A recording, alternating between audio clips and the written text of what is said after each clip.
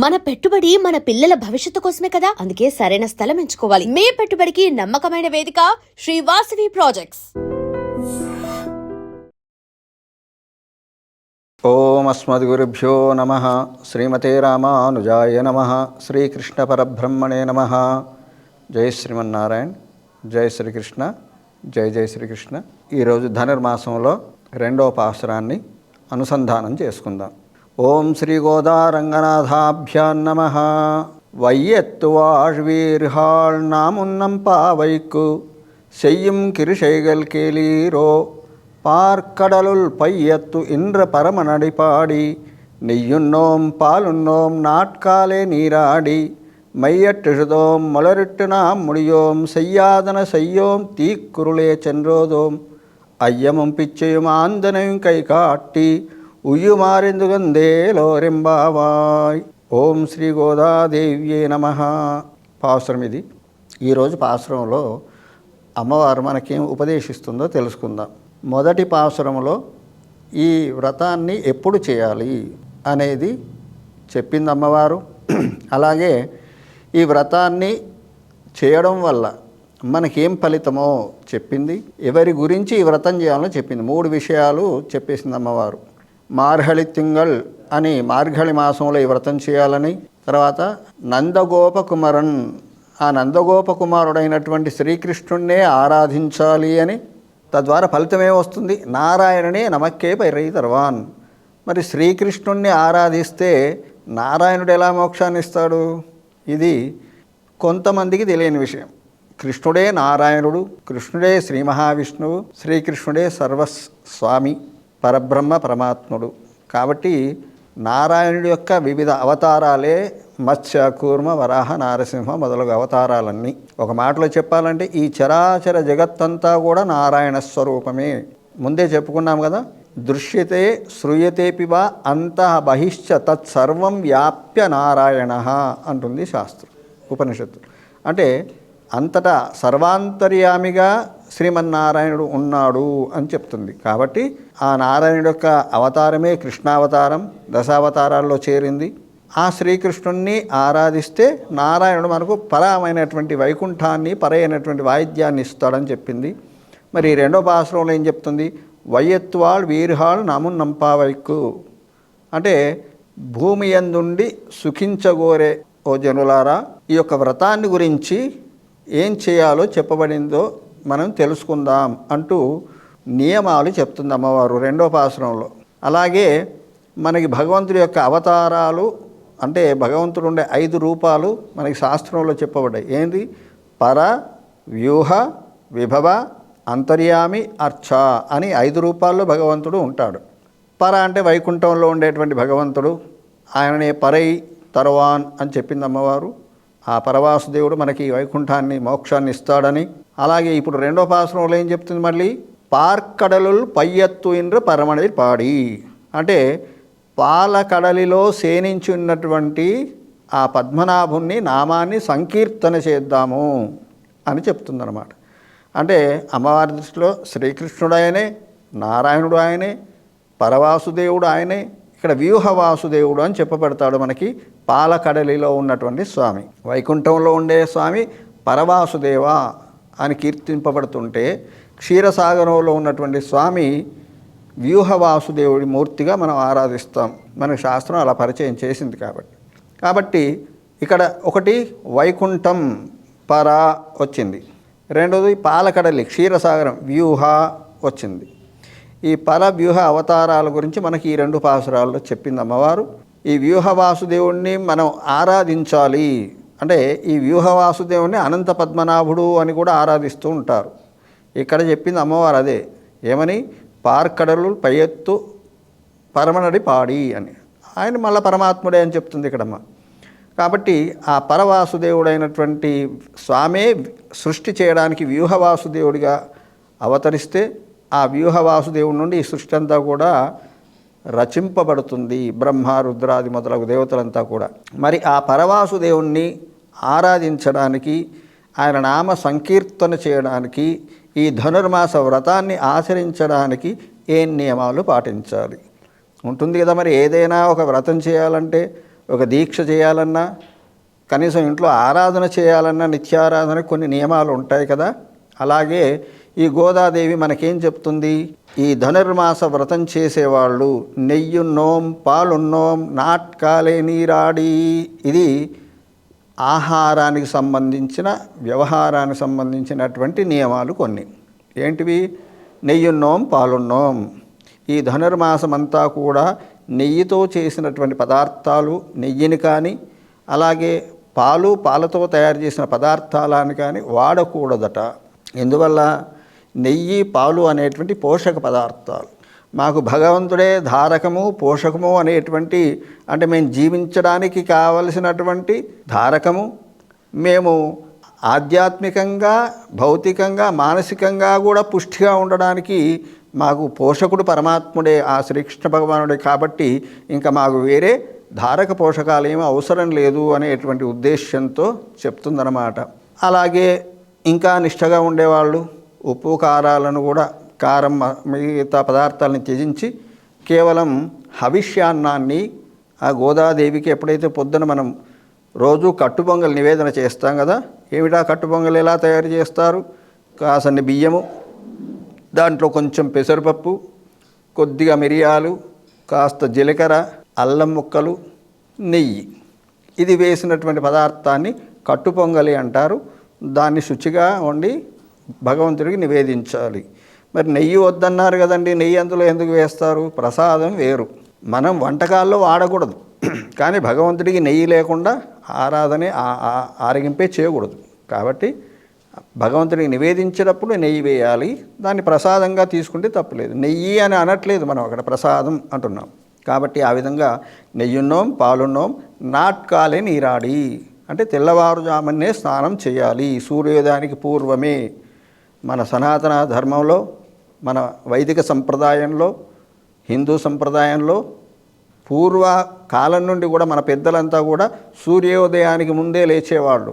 సూర్యుడు ఉదయించిన తర్వాత లేవడం కానీ, పళ్ళు తోమడం కానీ, స్నానం ఇవన్నీ ఉండేవి కాదు. ఎందుకు? లోక రక్షకుడైనటువంటి, లోక బాంధవుడైనటువంటి సూర్యుడు, భగవంతుడు, ప్రత్యక్ష భగవంతుడు వస్తున్నప్పుడు ఆయనను మనం ఆరాధించడానికి సిద్ధంగా ఉండాలి. ఆయన వచ్చిన తర్వాత ఏమిటి? ఒక విఐపి వస్తున్నాడండి, ఆయన వచ్చిన తర్వాత మనం మన కోసం ఏర్పాట్లు చేసుకోం కదా. ఆయన రాకముందే ఆయనకి ఏమేం కావాలో అవన్నీ సిద్ధం చేసుకుంటాం. మరి అందరికంటే గొప్ప విఐపి కదా సూర్యభగవానుడు.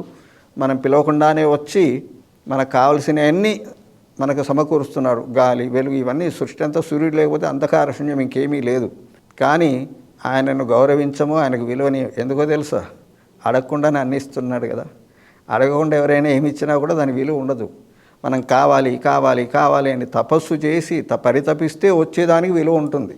అందుకని ప్రొద్దున్నే లేచి నాటకాలే నీరాడి సూర్యోదయానికి ముందే నిద్రలేచి స్నానం చేసి ఆ పరవాసుదేవుడి యొక్క, వ్యూహవాసుదేవుడి యొక్క నామాన్ని సంకీర్తన చేయాలి. ఏమైనా సంకీర్తన చేయాలి. పొద్దున్న లేస్తే అచ్యుతానంత గోవింద నామోచ్చారణ భేషజాత్ అన్నట్టుగా అచ్యుత, అనంత, గోవింద, రామ, కృష్ణ, పరంధామ, నారాయణ, ఇవన్నీ భగవంతుడి యొక్క నామాలు, అనేక నామాలు. విష్ణు సహస్రనామాన్ని సంకీర్తన చేయాలి, భజన చేయాలి. అది వీలైతే మనమొక్కరమే కాకుండా మన దగ్గర ఉన్నటువంటి శ్రీ వైష్ణవ ఆలయంలో, ఆ స్వామి సన్నిధిలో గోష్ఠి, గోదా గోష్ఠి అంటారు. ఈ 30 రోజులు కూడా ఆ భక్తులందరూ కూడా ఒకచోట చేరి తిరుప్పావైని అనుసంధానం చేసి ఆ గోదాదేవిని, ఆ స్వామిని, శ్రీమన్నారాయణుని ఆరాధిస్తారు. ఇది ముఖ్యమైనటువంటి నియమం. సరే, మిగతా కొన్ని విషయాలు అటు ఇటు అయినా ఆహార నియమం చెప్పింది కాబట్టి మనకొక కాయిక తపస్సు చెప్పినట్టే. దీన్నే శ్రీకృష్ణ భగవానుడు భగవద్గీతలో మనకి చెప్తాడు. యుక్తాహార విహారస్య యుక్త చేష్టస్య కర్మసు యుక్త స్వప్నావబోధస్య యోగో భవతి దుఃఖః అంటారు. ఇవన్నీ భగవద్గీతలో చెప్పిన ఈ యొక్క శ్లోకంలోని విషయాలే అమ్మవారు చెప్పింది. ఏమని? యుక్తాహార విహారం అన్నది అంటే నెయ్యున్నోం పాలున్నోం అని, అంటే ఆహారంలో ఇవి. యుక్త చేష్టస్య కర్మసు అంటే ఆ కర్మ చేసే విధానం కూడా ఎట్లా ఉండాలి? మనం పెద్దలు ఏదైతే చేయలేదో, శాస్త్రం ఏదైతే మనకు నిషేధించిందో వాటన్నిటినీ కూడా వదిలేయాలి. పెద్దలు చెప్పిన దాన్ని మనం ఆచరిస్తాము. నెయ్యున్నోం పాలున్నోం నాట్కాలే నీరాడి శయ్యాదన శయ్యోం తీక్కురులే చంద్రోదోం శయ్యాదన శయ్యం అంటే మా పెద్దలు ఏది విధి నిషేధించిందని ఆచరించలేదో, విధి నిషేధములను పక్కన పెట్టారో, మేము కూడా అలాగే మా పెద్దలు చెప్పినటువంటి ఆచారాన్ని దాన్నే మేము అనుసరిస్తాము, ఆచరిస్తాము. తర్వాత నాటకాలే నీరాడి శయ్యాదన శయం తీక్కుర్లే చెన్రోదం, మా కొప్పులో పువ్వులు కూడా మేము ధరించము అని అంటున్నారు. ఇది ఏమిటంటే ఉపవాసం ఉంటాం. ఉపవాసం అంటే అర్థం ఆహారం తీసుకోకుండా ఉండడమే అని కాదు, భగవంతుడి దగ్గరగా ఉండడం. ఉపవాస ఇది ఉపవాస అంటే ఎవరికి దగ్గర? భగవంతుడి యొక్క దగ్గర. ఆ రోజంతా ఆయన నామ సంకీర్తనలో, ఆయన ఆరాధనలో, ఆయన అర్చనలో కాలాన్ని గడపాలి. ఇది ఉపవాసం. ఉపవాసం ద్వారా ఏమవుతుంది? దేహం పవిత్రం అవుతుంది. సైంటిఫిక్గా చూసినా కూడా మన ఆర్గాన్స్ అన్నీ కూడా స్ట్రెంగ్త్ అవుతాయి. వేస్ట్ పదార్థాలన్నీ కూడా కరిగిపోతాయి అన్నమాట. ఫ్యాట్ అనేది ఉండదు. ఇది ఆధునికంలో కూడా డైటింగ్ అని ఇప్పుడు చేస్తున్నారు. ఇది మనకు పూర్వమే ఉంది. కనీసం పక్షం 15 రోజులకు ఒకసారి వచ్చే ఏకాదశి రోజు ఉపవాసం ఉన్న ఈ సత్ఫలితాలన్నీ మనకు లభిస్తాయన్నమాట. కాబట్టి ఇంకేం చెప్తుంది? ఇదంతా ఒక అలక అన్నమాట భగవంతుని మీద.